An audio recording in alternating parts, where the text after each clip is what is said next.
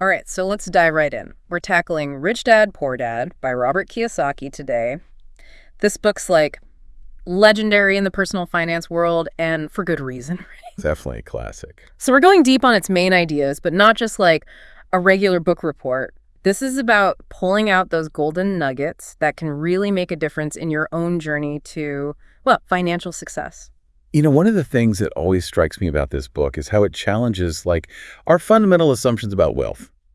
Kiyosaki doesn't just say, oh, rich people think differently. He actually breaks down those thought patterns. He shows how the wealthy see opportunity in places where others might just see risk. It's like they're playing a different game entirely, right? Exactly. And he doesn't hold back either. He really shakes up those conventional ideas about money. I mean, it's kind of a light bulb moment when he makes you realize, wait a minute, my house, the one with this massive mortgage, is that really an asset, putting money in my pocket? Or is it actually weighing you down? Right. Not so simple after all. Exactly. Kiyosaki really throws a curveball by suggesting that a house, that thing we're often told is the ultimate financial goal, might actually be a liability, especially if you're weighed down by those mortgage payments. It makes you step back and reevaluate what you've always believed about money and security. It's a real mind shift. Yeah. One of the things that stuck with me was his point about traditional education, how it often prepares us for jobs, but not necessarily for building wealth. It's like he's saying it's not just about earning a paycheck. It's about what you do with it. Exactly. Understanding how to make that money work for you, not the other way around. That's where financial literacy comes in. Kiyosaki really hammers this point home throughout the book. It's about understanding how money operates, making smart investments, and escaping that feeling of just working for the next paycheck. That constant grind, what he calls the rat race. Right, that cycle of working, paying bills, and never quite getting ahead. It's like you're always on that treadmill. And he illustrates this so well with that story of his own two dads.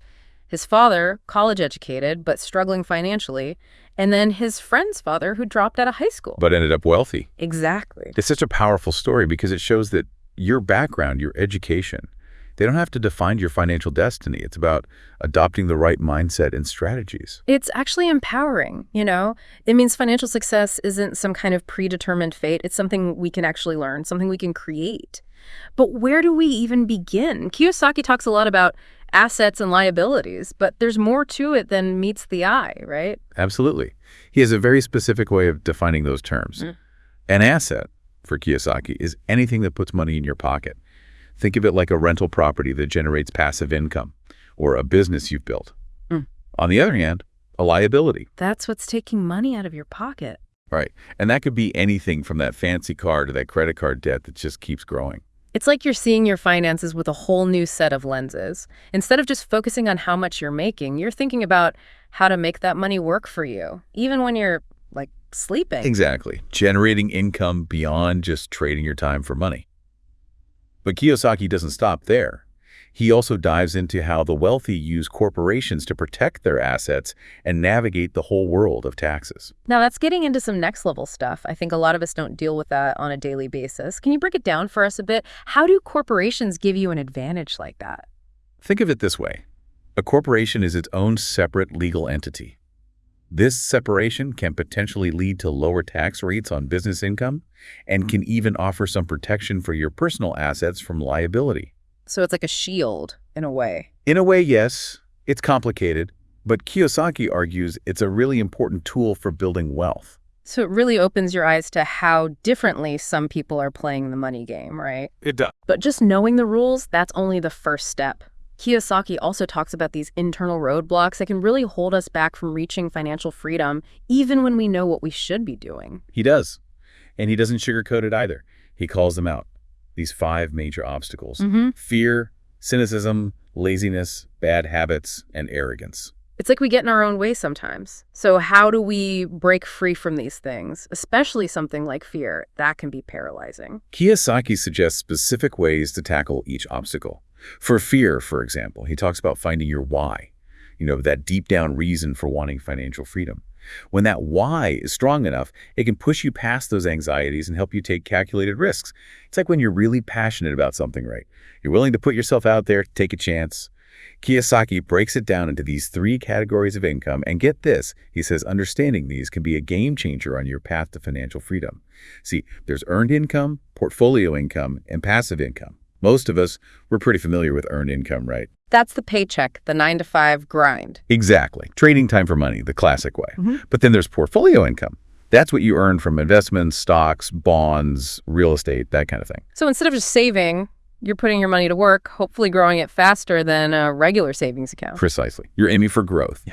And then there's the holy grail, passive income. This is money you earn without directly working for it, you know? Okay, now you're just teasing us. What is this magical income? Imagine this, income rolling in while you're on vacation, spending time with family, or pursuing a hobby. All right, I'm listening. Tell me more.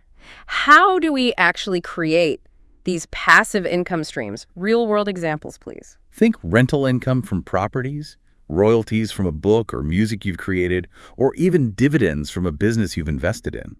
You're creating assets that generate income, even when you're not actively working on them. So it's like building a money-making machine that works even when you're not there pulling the levers. But if it's that simple, why isn't everyone doing it? Well, it's not always easy. It takes a real shift in mindset, you know. Remember those 5 obstacles we talked about earlier? Fear, cynicism, those things can really trip people up. Yeah, that fear of taking risks, breaking those old habits, definitely not easy. But Kiyosaki, he seems to be saying that this shift from earned income to more passive and portfolio income, that's key to escaping that rat race. Exactly.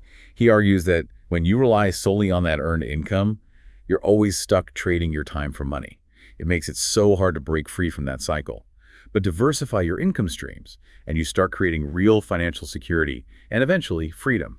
So it's not about just earning more, it's about earning differently. It's about having your money work for you instead of the other way around. Powerful concept, but I have to admit, it's a little daunting. Where do you even begin to build those alternate income streams? Kiyosaki has some practical advice here. He's a big advocate for finding mentors, people who have already achieved what you're aiming for. So finding those who have already walked the walk, learn from their successes and failures. Exactly. And he also stresses the importance of never stop learning. Always be reading, attending seminars, really immersing yourself in the world of finance. The more you learn, the more opportunities you'll start to see. It's true. The more you know, the more you realize you don't know. It's about expanding your knowledge and challenging what you think you know. But knowledge without action, well, it's just a book on a shelf. So how do we bridge that gap? How do we move from learning to actually doing? Kiyosaki, he wants you to think big. He's all about seeing the possibilities that others might miss, taking calculated risks, pushing yourself outside that comfort zone. Easier said than done, I think. It's about getting over that fear of failure, right? Realizing that mistakes, they're just learning opportunities. It's one thing to talk about investing and building businesses, but actually doing it, that's different. What advice does Kiyosaki have for those of us feeling stuck, maybe a little overwhelmed by it all? You know, he emphasizes the importance of taking action, even if it's not perfect. He'd rather you make a move and learn from it than get stuck overthinking everything. Like that saying, the best time to plant a tree was 20 years ago. The second best time is now. You don't need all the answers to get started, you just have to start. That's it. And he also talks about surrounding yourself with the right people, you know, mentors, like-minded individuals, a supportive network. Building wealth, it's often a team sport. It's about building your dream team, right? People who inspire you, challenge you, and support you along the way. But even with the best team, Kiyosaki seems to emphasize that personal responsibility is key. Absolutely. He's clear about that. While mentors and networks are valuable, you are ultimately in charge of your own financial well-being. No one's going to hand you wealth. You have to create it yourself. It's about owning your financial journey, making your own decisions, and taking control. Which brings us back to that core principle that Kiyosaki keeps coming back to, financial literacy. Exactly. He argues that financial literacy is not a luxury. It's essential in today's world. It's understanding how money actually works, making informed decisions, and never being afraid to ask questions. It's about empowering yourself, right? And that's what I love about Rich Dad, Poor Dad. It's not just about getting rich. It's about changing your entire mindset around money and taking control of your financial future. Absolutely. It's a call to action, a challenge to question everything you think you know, and a roadmap to achieving financial freedom. Yeah. And speaking of taking action, Kiyosaki leaves us with this question, and it's a big one. it really is a big one. He says, now that we understand the difference between working for money and having our money work for us, what's one action we can take today to start building our own paths to financial freedom? I love that question because it forces you to think practically. Yeah, It's not just about dreaming about the future. It's like, okay, what can I do right now? exactly. No more excuses, time to actually do something. But for someone listening who's feeling inspired but maybe a little lost, what would you say is a good first step? Honestly, I think Kiyosaki would point right back to mindset. It might sound kind of vague, but it's about really examining those beliefs we have about money. Right. Challenge those assumptions, even the ones that feel totally set in stone. Shifting from that scarcity mindset to an abundance mindset, right? Hmm. Believing that the opportunities are out there. Yes. It's about recognizing those limiting beliefs and consciously choosing a more empowering perspective.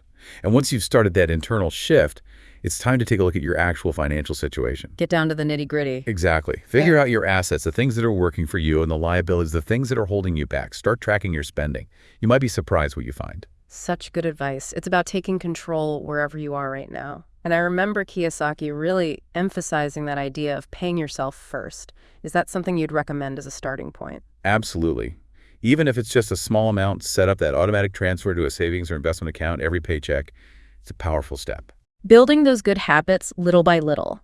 And of course, there's the education piece. We've just scratched the surface with Rich Dad, Poor Dad. There's a whole world of financial knowledge out there. So true. This is just the beginning. Find more books, listen to podcasts, go to seminars, find mentors. The more you learn, the more confident you'll become in making those financial decisions. It's been amazing to revisit Rich Dad, Poor Dad with you today and really unpack these principles. It has. And remember, this is just the start.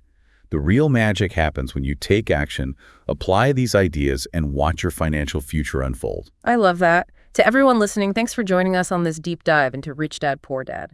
We hope you feel empowered to start building your own path to financial freedom. Keep learning, keep growing, and keep striving for that financial abundance.